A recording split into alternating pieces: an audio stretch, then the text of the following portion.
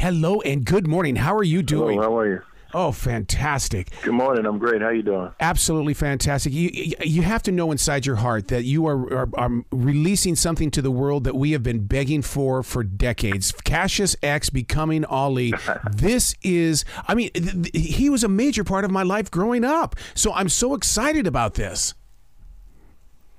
Oh man, I'm excited too. I'm glad to roll it out and get everyone's eyes on it. I'm looking forward to the premiere and it's seeing the world. You know, we've been working on that film for a while.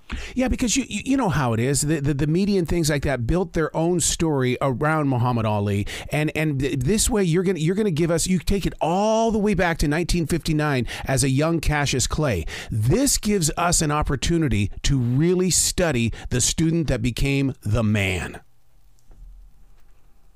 Absolutely. Yeah, we start in 59 when Clay's just a young boxer in the Golden Gloves, and we track him all the way up through 64 when he's going toe-to-toe against Sonny Liston for the heavyweight championship. And at the same time, he was going through that spiritual journey that led to him changing his name and changing his faith.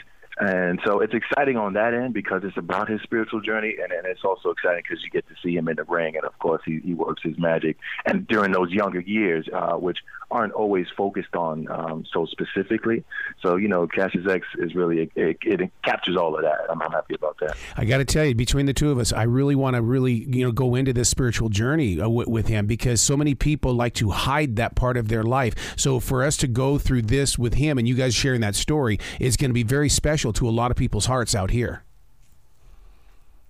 Yeah, I'm hoping so because I think it's something we could all identify with. We haven't all been boxers or been in the ring, but I think we all go through a journey inside in terms of who we are and what we believe and how we want to connect with our ancestry and things like that and our names even.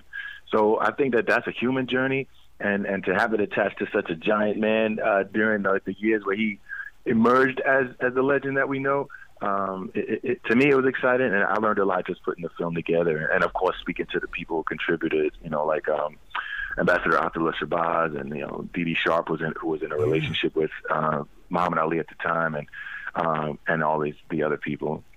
Doesn't this also open the door to taking a first step of maybe healing? Because there was a lot of accusations that were taking place during a time when Cassius becoming Muhammad Ali, people were making judgment calls. They were saying things that they didn't really need to say. So maybe this way we can finally feel what he was growing through in order to become. Well, I'm hoping so. There were people who shared with me on camera about them being true fans of Cassius Clay, but who struggled when he became Muhammad Ali. Mm-hmm. And I was grateful for specifically Jim Lampley is one of the people who I interviewed. You know, the famous boxing commentator. He shared that it was hard. It was definitely hard to accept Muhammad Ali for who he was and who he became. And it came out, sometimes when you're working on a work of art, the meaning behind it evolves and surprises you at the end. But I think this film kind of touches on sort of our unwillingness to accept things that are different, even nowadays. And so I'm happy that it addresses, his life applies generationally. It still applies to us and what we might need to be inspired by. So, Cassius X, I'm hoping that people get something from it in that regard. Anytime that Muhammad Ali was going to be on TV in a boxing match, even if it was Wide World of Sports, the world stopped. I've never experienced that ever since. Right. It's funny because he became a star at the same time that television grew into what it was going to be. Television was growing, and as it was growing, he was the main attraction. And I think his level of fame and I think the reach globally, I don't think anybody could ever replicate that. And it was at a time when people loved boxing, unfortunately, maybe even more than they do today. Mm-hmm. So that legendary status, you can see it in the making in this film. But absolutely, like he drew a crowd. Even in his early 20s, he's selling out the Madison Square Garden in New York. He just had a magic about him. That magic was his confidence. I love to watch him. I remember playing the song in my bedroom. He floats like a butterfly and stings like a bee. Oh, Muhammad, Muhammad Ali. It's like we all sang it as kids. Yeah, absolutely. And it's so inspiring. It's on the cutting room floor, so I wish it made it in the film, but we didn't have time. But there's footage of students, pretending to be Muhammad Ali, young black students pretending, but that confidence and the smile on their faces and how joyful and powerful they feel when they're pretending to be him. And it's so inspiring to me, like, wow, this man really helped people.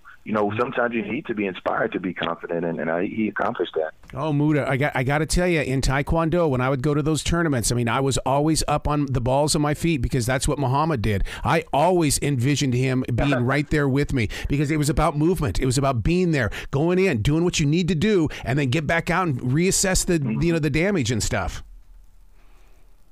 That's fantastic. That's really fantastic. Yeah, Ali, and I'm glad that there are a lot of films about Muhammad Ali, but I think this adds to it. It adds something special to the whole catalog. And me as a person who my parents converted to Islam and changed their names, and they went through ups and downs. And so to me, that was part of my motivation to tell a story that included the sensitive things that happen when you do that. And so I'm proud of it. I'm so glad the Smithsonian Channel is broadcasting it nationally and in Canada too, and it's getting some. It's going to be overseas in theaters. So I'm excited about the film, and I hope people welcome it with open arms. Do you touch any of the area between the relationship between Muhammad and Howard Cosell? Because that right there was like watching, like Lennon and McCartney or Jagger and Richards. They were such a team. Mm-hmm. Now, we don't get too much into that. Most specifically because there's a great deal of subject matter to cover in the film. The running time of the film is an hour and a half. It'll play on Monday night at 9 for 2 hours. So we were sort of confined in that time space, and also the restriction. We're within 1959 to 64, 65-ish. Yeah. And I know that relationship sort of bloomed in the latter parts of that. So we didn't get into that, but I know exactly what you mean, though.